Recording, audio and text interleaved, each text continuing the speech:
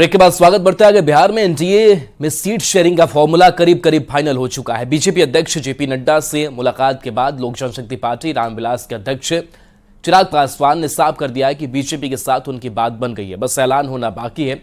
सूत्रों के हवाले से न्यूज 18 के पास सीटों का जो फॉर्मूला है जिसके आधार पर एनडीए के दल 2014 में ताल ठोकेंगे, ये रिपोर्ट आपको दिखाते हैं। बिहार एनडीए में सीट का फॉर्मूला सेट। बीजेपी के साथ चिराग की बन गई बात। ये हम नहीं कह रहे हैं, ये कहना है लोक जनशक्ति पार्टी रामविलास के अध्यक्ष चिराग पासवान का, वो भी बीजेपी के राष्ट्रीय अध्यक्ष जेपी नड्डा से मुलाकात के बाद। आप पहले ये तस्वीरें देखिए। लोक जनशक्ति पार्टी रामविलास के राष्ट्रीय अध्यक्ष चिराग पासवान ने दिल्ली में बीजेपी के राष्ट्रीय अध्यक्ष जेपी नड्डा से मुलाकात की और मुलाकात के बाद चिराग पासवान ने सोशल मीडिया साइट एक्स पर पोस्ट लिखकर इस बात की जानकारी दी। चिराग पासवान ने लिखा है, एनडीए के सदस्य के रूप में आज भाजपा के राष्ट्रीय अध्यक्ष माननीय श्री जेपी नड्डा जी के साथ बैठक में हमने आगामी लोकसभा चुनावों के लिए बिहार में सीट बंटवारे को अंतिम रूप दे दिया है। उचित समय आने पर इसकी सूचना दी जाएगी। हमारे देश के प्रधानमंत्री आदरणीय नरेंद्र मोदी जी का हृदय से आभार प्रकट करता हूं। उन्होंने हमेशा जिस प्रकार गठबंधन के भीतर मेरा संरक्षण किया, लोक जनशक्ति पार्टी रामविलास को उचित मान सम्मान देने का हमेशा कार्य किया।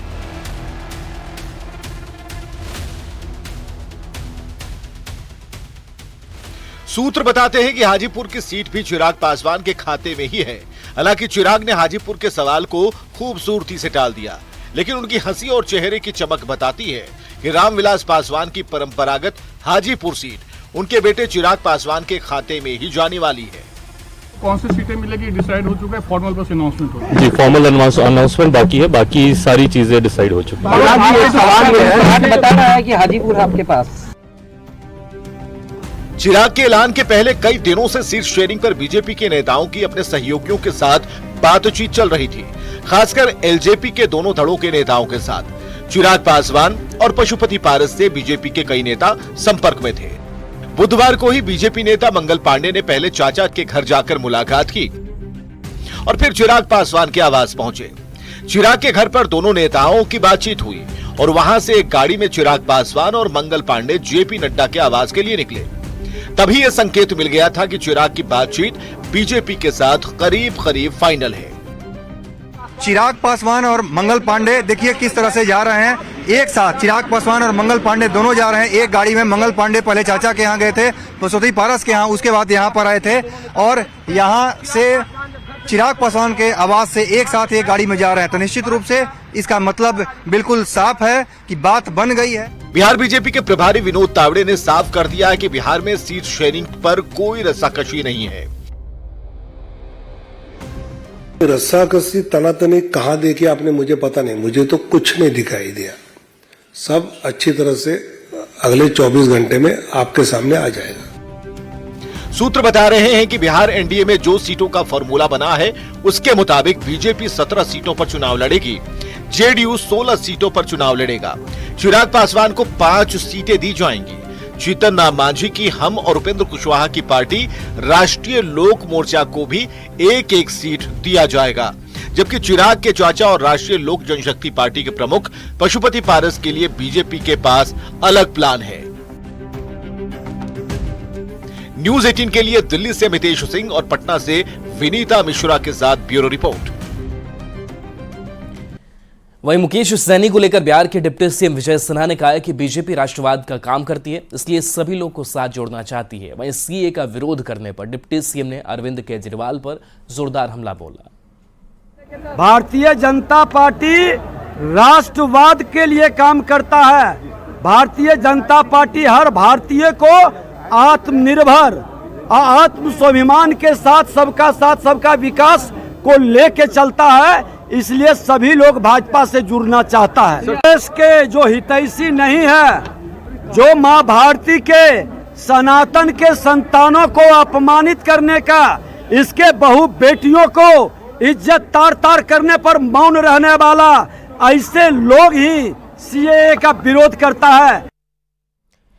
पूर्व सांसद आनंद मोहन और लवली आनंद ने सीएम नीतीश कुमार से मुलाकात की है। लोकसभा चुनाव को लेकर यह मुलाकात काफी अहम मानी जा रही है। दोनों ने सीएम आवास जाकर मुख्यमंत्री से मुलाकात की है।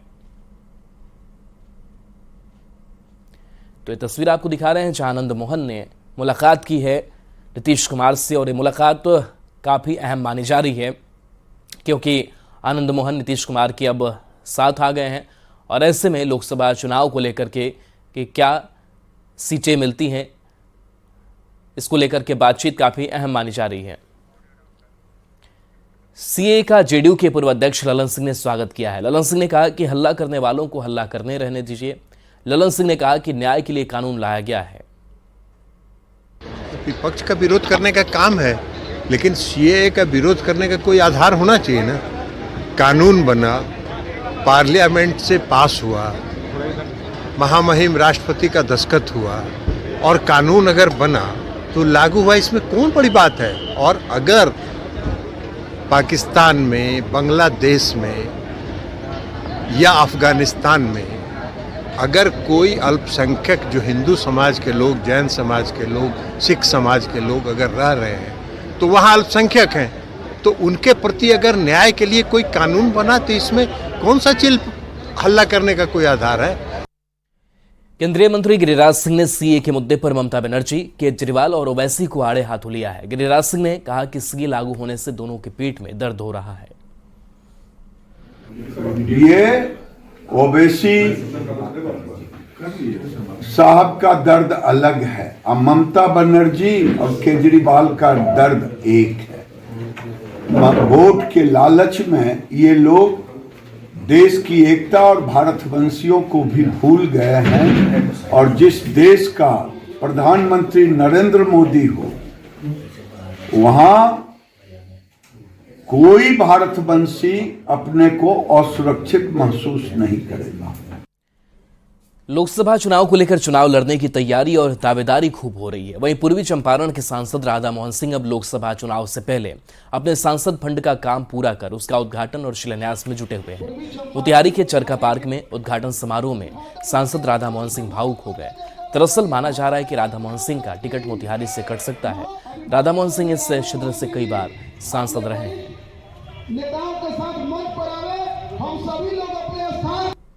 एक बार और खड़ा होकर जोर से ताली बजाकर माननीय सांसद महोदय का अभिवादन करें। इतने बड़े ऐतिहासिक कृत्य के लिए जोर से ताली बजाकर स्वागत करिए अपने माननीय सांसद जी का।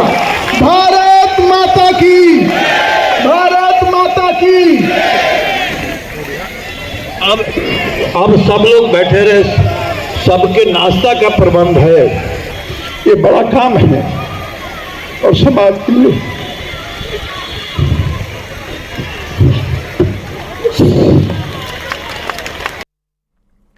पटना के एसकेएम सभागार में जुब्बा सैनी शहादत दिवस मनाया गया। बीजेपी प्रदेश अध्यक्ष और डिप्टी सीएम सम्राट चौधरी समेत बीजेपी के कई नेता इस समारोह में शामिल हुए।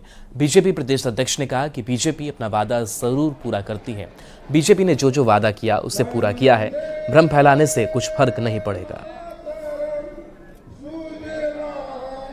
भ्रम फैलाने दीजिए, कोई फर्क नहीं पड़ता है। मैं ये कह रहा था साथियों कि हम कमिटमेंट करते हैं उसको पूरा करते हैं। उसी तरह आप सोचिए 2020 के चुनाव में आपने आशीर्वाद दिया था और बिहार में एनडीए की सरकार बनी, तो बिहार में हम लोगों ने कमिटमेंट किया गरीब कल्याण का काम करेंगे, और आयुष्मान भारत देश के यशस्वी प्रधानमंत्री जी ने लागू किया। प्रधानमंत्री नरेंद्र मोदी ने ऑनलाइन जुड़कर प्रधानमंत्री सूरज राष्ट्रीय पोर्टल को लॉन्च किया। समस्तीपुर के नगर भवन में आयोजित इस कार्यक्रम में 75 लोगों के बीच 78 लाख रुपए का वितरण भी किया गया। वहीं 20 लाभुकों को पीपीई और दर्जनों लड़कों के बीच आयुष्मान डेमो कार्ड का वितरण किया गया। मौके पर मौजूद केंद्रीय गृह राज्य मंत्री नित्यानंद राय ने इन योजनाओं के लिए पीएम मोदी को धन्यवाद दिया। माननीय प्रधानमंत्री जी के द्वारा प्रधानमंत्री सरल पोर्टल का शुभारंभ हुआ है। इससे कमजोर वर्ग, वंचित वर्ग SC ST गरीब OBC के लोगों को रोजगार के अवसर मिलेंगे। देश से गरीबी मिटाने का जो माननीय प्रधानमंत्री जी का संकल्प है उसमें यह सहायक होगा।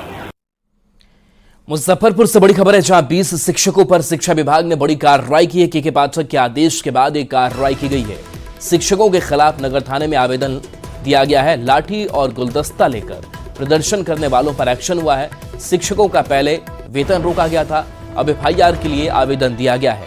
अधिकारियों को डराने और सरकारी काम में बाधा डालने का इनके ऊपर आरोप है।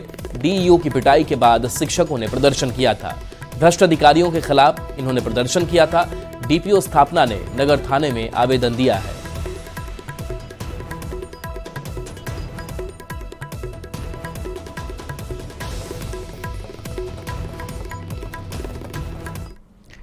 अररिया में फूड पॉइजनिंग से करीब 100 बच्चे बीमार हो गए हैं। सभी बच्चों को सदर अस्पताल में इलाज के लिए भर्ती कराया गया है। घटना पटेगना के मध्य विद्यालय चितावरपुर का है। MDM का भोजन खाने के बाद बच्चों की तबीयत बिगड़ गई, जिसके बाद सभी बच्चों को अस्पताल लाया गया। दरअसल मिड डे मील खाने के बाद सभी बच्चे घर लौट गए और शाम होते ही बच्चों को उल्टी होने लगी, चक्कर आने लगे। इसके बाद बच्चों को एम्बुलेंस से सदर अस्पताल लाया गया। सभी बच्चों का इलाज जारी है।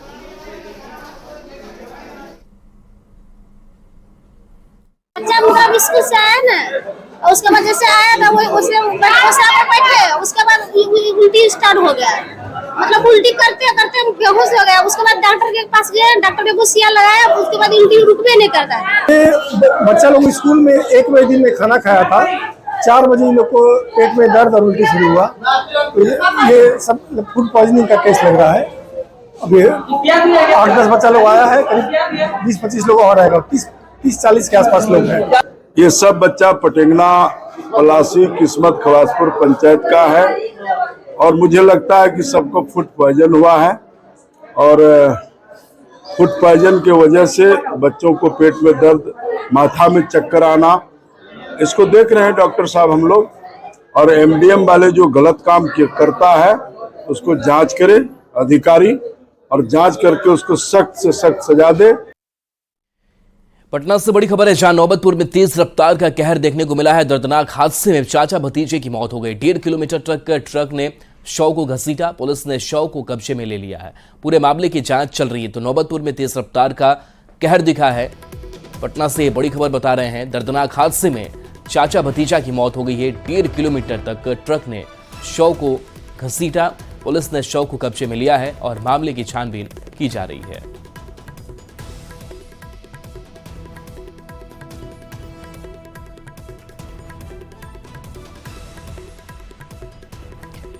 पटना से एक और बड़ी खबर है, जहां संचार कॉलोनी में युवक की हत्या कर दी गई है। अपराधियों ने युवक को गोली मारी है। सुनील यादव की गोली मारकर हत्या कर दी गई है।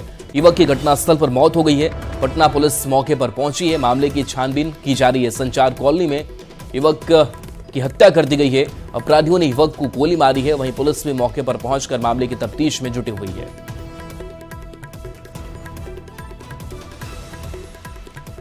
बोधगया में विदेशी महिला के साथ छिनतई मामले में पुलिस ने 2 आरोपी को गिरफ्तार किया है। साथ ही सारे सामान भी जब्त कर लिए हैं।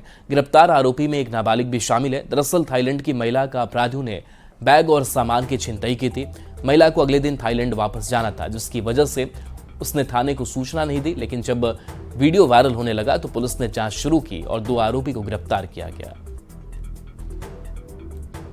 इस घटना में संलिप्त एक अन्य अपराधकर्मी जिसका नाम करण कुमार, पेशर मुन्ना सिंह, साकिन टीका बिगा, थाना बोधगया के घर छापेमारी कर उनको गिरफ्तार किया गया और घर की तलाशी लेने पर इस घटना में लूटी गई पूजा करने वाला पीतल का कटोरा, लकड़ी का एक छोटा टुकड़ा, कपड़ा का बना हुआ कटोरा रखने वाला गद्दा, एक चटाई और एक उजले रंग का कपड़ा वहां से बरामद किया गया।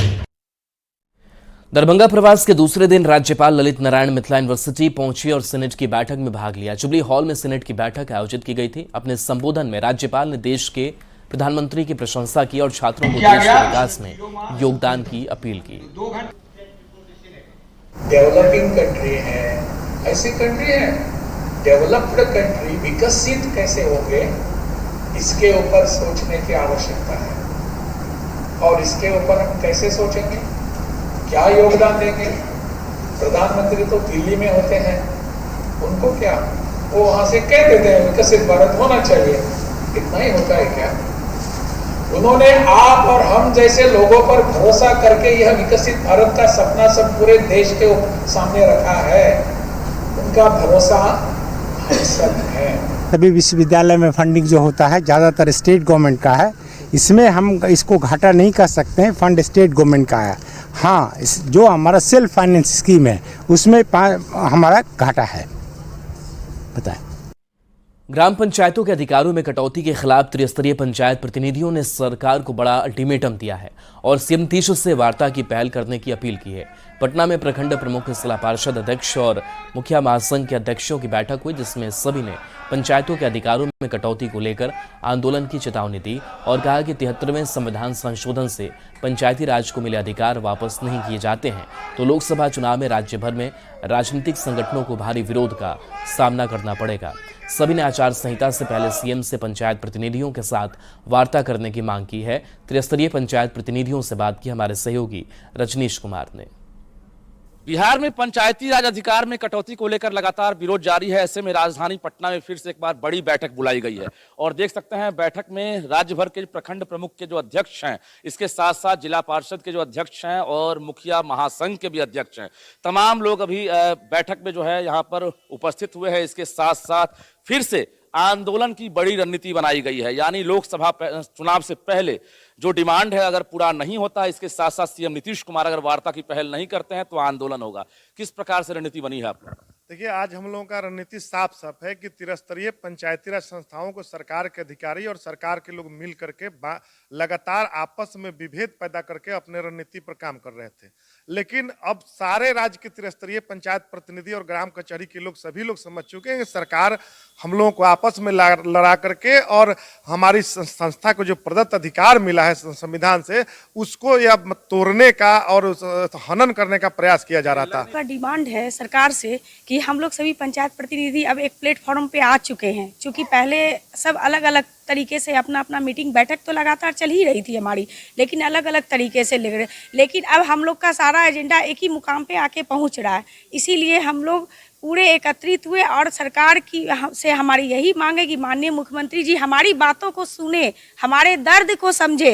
लगातार हम लोगों को जो अधिकार दिया गया है, महिलाओं को भी जैसा देख रहे हैं कि माननीय मुख्यमंत्री जी ने जो अधिकार से नवाजा है और लगातार हमारा दूसरा टर्न रहा है, तो ये हम लोगों के लिए नहीं, सबों के लिए ही गौरव की बात है। लेकिन हमारे मांगों को अनदेखी किया गया है, उसके लिए मैं चाहूंगी कि माननीय मुख्यमंत्री जी हमें मिलने का समय दे और हमारी बातों को सुने।